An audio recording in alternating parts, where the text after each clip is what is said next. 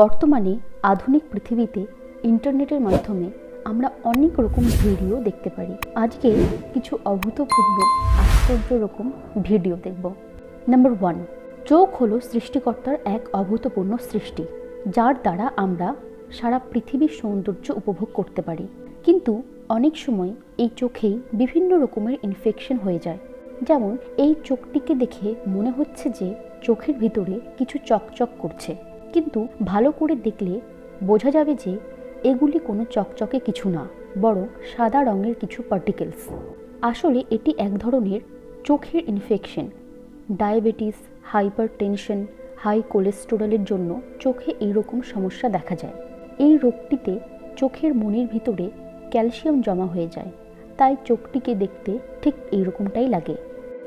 Number 2, রেস্টুরেন্টে খাবারকেই শুধুমাত্র যে সুন্দর করে সাজানো হয় তা কিন্তু না, বরং রেস্টুরেন্টের স্টাফরাও নিট অ্যান্ড ক্লিন ড্রেস পরে থাকে। কিন্তু আপনি কি কখনো কোনো স্টাফকে কার্টুনের ড্রেস পরে খাবার পরিবেশন করতে দেখেছেন?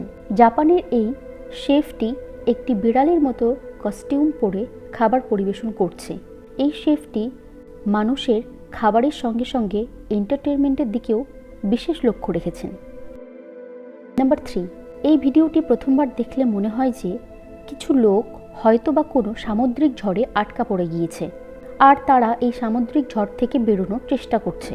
কিন্তু আপনি জানলে অবাক হবেন যে এই ঘটনাটি সম্পূর্ণ আর্টিফিশিয়াল।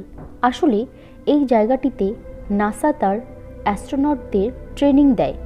নাসাতে কর্মরত প্রত্যেককে এই ট্রেনিংটি নিতে হয়, কারণ যদি কোনো এমার্জেন্সি মুভমেন্টে এদের স্পেসক্রাফটকে জলে ল্যান্ড করাতে হয় তো তখন তারা যেন সার্ভাইভ করতে পারে। কেননা যখন তারা স্পেসে থাকে তখন তারা পৃথিবীর সমস্ত কিছুর সঙ্গে নিজেদের ভারসাম্য হারিয়ে ফেলে। তাই তাদের এরকম ট্রেনিং দিতে হয় যাতে তারা সমস্ত পরিস্থিতির জন্য তৈরি থাকে। নাম্বার 4, আমরা তো এটা প্রত্যেকে জানি যে কোনো মিষ্টি কিছু বাইরে থাকলে খুব দ্রুত সেটিকে পিঁপড়ে এসে খেতে শুরু করে। কিন্তু পিঁপড়ে শুধু কি মিষ্টি খেতে পছন্দ করে, নাকি তারা আরও অন্য কিছু খেতে বেশি পছন্দ করে? এটা জানার জন্য ইন্দোনেশিয়ার একটি শেফ ছোট একটি এক্সপেরিমেন্ট করে। এই শেফটি টেবিলের ওপরে অনেক খাবার রেখেছিল, যেমন কেচাপ, মাংস, চাটনি, আরও অনেক কিছু।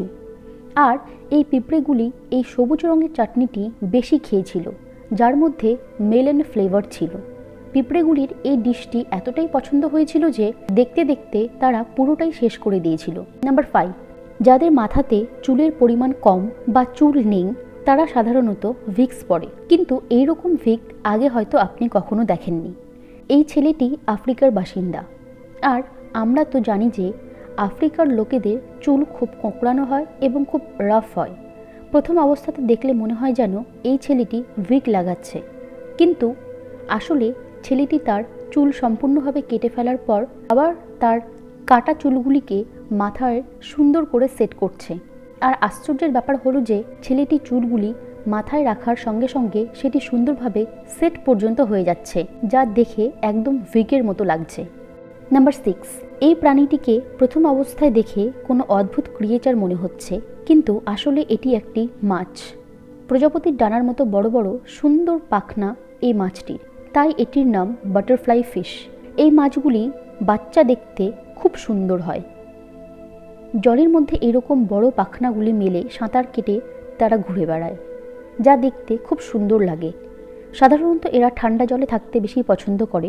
4 থেকে 8 সেন্টিগ্রেড তাপমাত্রায় এরা সাধারণত থাকতে পারে। নাম্বার 7, এই কচ্ছপগুলিকে দেখে মনে হয় যেন এগুলি কোনো খেলনা, কিন্তু এগুলি সত্যিকারের কচ্ছপ হয়। আসলে এগুলি কচ্ছপের এক ধরনের প্রজাতি। এগুলিকে স্নেক নেক টার্টল বলা হয়, কারণ এই কচ্ছপের গলাটি একদম সাপের মতো দেখতে, তাই এইরকম নাম দেওয়া হয়েছে। এই কচ্ছপগুলিকে অস্ট্রেলিয়া, ইন্দোনেশিয়াতে দেখতে পাওয়া যায়। এগুলি খুব বিরল প্রাণী, তাই এগুলিকে কম দেখতে পাওয়া যায়। নাম্বার 8, সাপ একটি ভয়ঙ্কর প্রাণী। শুধু ভাবুন একবার যে আপনি কোনো জঙ্গলে ক্যাম্পেইন করতে গিয়েছেন আর আপনার গাড়িটিকে পাইথন জড়িয়ে আছে। এই ভিডিওতে দেখা যাচ্ছে যে একটি পাইথন একটি গাড়িকে জাপটে ধরে আছে, কিন্তু এটি রিয়েল না। আসলে এই জায়গাটিতে একটি মুভির শুটিং চলছিল, আর এই মুভির ডিরেক্টর সাধারণ মানুষের রিয়াকশন ক্যাচ করার জন্য প্র্যাঙ্ক করছিল। নাম্বার 9, সাধারণত রেসলাররা ফাইটিং রিংয়ে লড়াই করে, কিন্তু অদ্ভুত ব্যাপার হলো যে ফাইটিং রিংয়ে কখনো কখনো ডাইনোসরও ফাইট করে। এখানে দেখা যাচ্ছে দুটো ডাইনোসর ফাইট করছে, আর এটি একটি রিয়েল শো, কোনো ফেক কিন্তু না। এই শোটির নাম হলো জুরাসিক ফাইটিং রিং। আসলে এখানে ডাইনোসরের কস্টিউম পরে মানুষেরা ফাইট করে। আর মজার ব্যাপার হলো যে যদি কোনো ব্যক্তি ডাইনোসরের কস্টিউম পরে এই শোটি দেখতে আসে, তাহলে সে ব্যক্তি এই ফাইটটিকে ফ্রিতেই দেখতে পাবে। নাম্বার 10, নেইল আর্ট করাতে প্রত্যেকটা মেয়েই ভীষণ পছন্দ করে। বর্তমানে নেইল আর্টের ওপরে বিশেষ জোর দেওয়া হয়েছে, এটি একটি ট্রেন্ডে চলছে। কিন্তু এই রকম নেইল আর্ট আগে আপনি কখনোই দেখেননি।